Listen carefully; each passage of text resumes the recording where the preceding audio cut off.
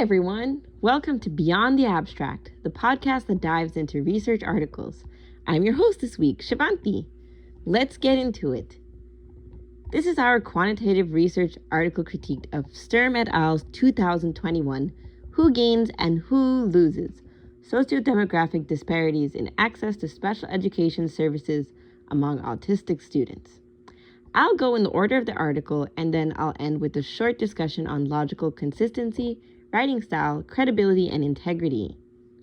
This study examines disparities in the amount of special education services students receive across three eligibility categories: autism, specific learning disability, and intellectual disability. The authors used archival special education administrative records from an urban school district that serves a primarily Hispanic, Latino, or Spanish population. One helpful feature here is a lay summary directly below the abstract, which increases accessibility for a wider audience. The title is clear and attention-grabbing. Love the use of a question here to draw readers in. It signals that the authors are studying differences in access to special education services and names autistic students as the population of interest. However, the paper actually spreads its focus across three eligibility categories: autism, specific learning disability, and intellectual disability, which the abstract does make clear. So while the title works and is catchy, it could be seen as slightly misleading because the analysis is not only about autism. The length is acceptable, it's 16 words, and close to Kulan et al.'s recommendation of 10 to 15 words. A more explicit title might give extra clarity, but it would likely then become too long. The introduction starts with a clear statement of purpose. It uses very recent data for the time. The study was received in 2020, and it uses 2019 U.S. Department of Education data to show that while service disparity is well established in health services, the same cannot be said for educational services. This demonstrates the relevance of the study and points to a gap in educational service research. Quantitative examples are used sparingly here, which is a good choice in a quantitative article because it keeps the introduction readable and prepares the reader for the heavier content that will come later. The related literature in the middle of the introduction justifies the study and shows what will be the same and what will be different here. The closing paragraph of the introduction clearly lists the three aims of the study, which really helps to recenter the reader before diving in. There are no explicitly stated hypotheses. Instead, the authors provide three main aims. This is reasonable because the study is not experimental or quasi-experimental. It is an archival data study, so clear aims are sufficient. The population of interest is clearly defined based on 6 criteria for including annual IEP records, and the exclusions are also explained. The final sample is large and clearly reported. There's a total of 76,428 students overall, 18,151 with autism, 54,001 with specific learning disability, and 4,276 with intellectual disability. The data were de-identified, and the authors are clear that this is therefore not considered human subjects research. This transparency supports strong ethical considerations. The sample also seems well suited to replicating the analysis in other types of school districts beyond a majority Hispanic, Latino, or Spanish population. The demographics are presented simply.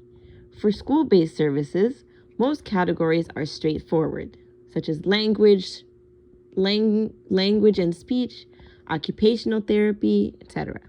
One area that could use more explanation is the Resource Specialist Program, which can be perceived as vague and may vary across districts or states or countries. A brief definition would help readers from other places. There are no instruments or procedures in the typical sense because the study relies on archival records. The type and source of data are clearly defined, which again supports replication. On to analyses. The analysis plan is split into 3 parts: total services, special education service frequency, and disparities in special education service use. For the first two, the authors use univariate statistics, mean, standard deviation, range.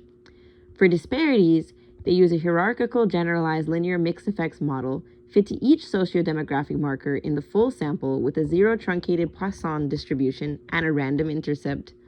Differences within demographics are then tested with the chi-square type 3 ANOVA.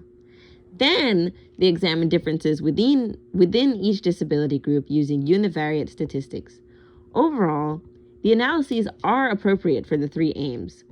However, one small improvement would be to include brief explanations of the analyses in plainer language in the method section so readers could understand the statistics employed before moving on to the results section. And now let's move on to the results section. The results are detailed with 4 tables and 2 figures that really help the reader process a large amount of information. On their own, the tables might be hard to interpret, and on their own, the text could feel really heavy. But together, they work well.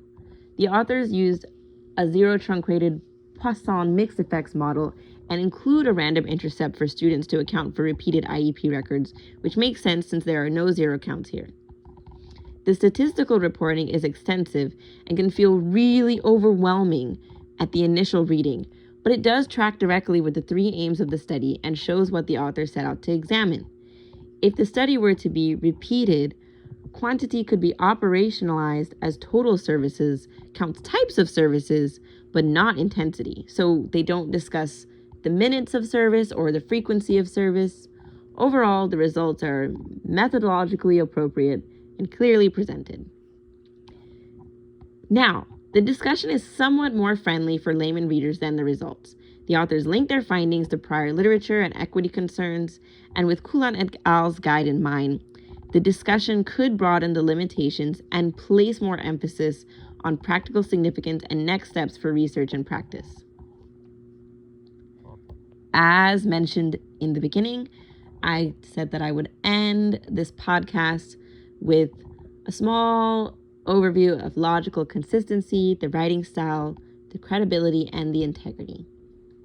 This study is logically consistent. The results align with the 3 aims, and the analyses match the questions the authors posed. The writing is organized and readable. At the same time, long labels for demographic groups and heavy statistical reporting make initial comprehension much more difficult. A few plain language explanations of models in methods or early on in the results would really help. The credibility is supported by an appropriate modeling strategy, a large and clearly defined sample, and strong links to related literature. The use of de-identified administrative records is transparent. One clarity issue is the resource specialist program label, which might vary across contexts. Integrity is shown in how the results align with the 3 explicitly stated aims and in the ethical handling of de-identified archival data. This matches the kind of robust reporting highlighted by Coulant et al. In their 2007 paper. In summary, SRM et al. Provide a careful, quantitative look at disparities in special education service allocation across autism, specific learning disability, and intellectual disability using archival IEP records from a majority Hispanic, Latino, or Spanish urban district. The title is engaging, but a little narrow given the 3 disability categories. The introduction sets up a clear purpose and gap. The methods are transparent, the analyses fit the aims, and the results are thorough but dense. The discussion connects back to equity and prior work, and it could expand limitations and practical significance.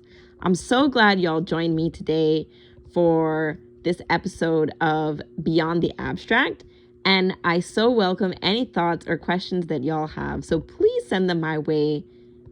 Have a great night. Goodbye.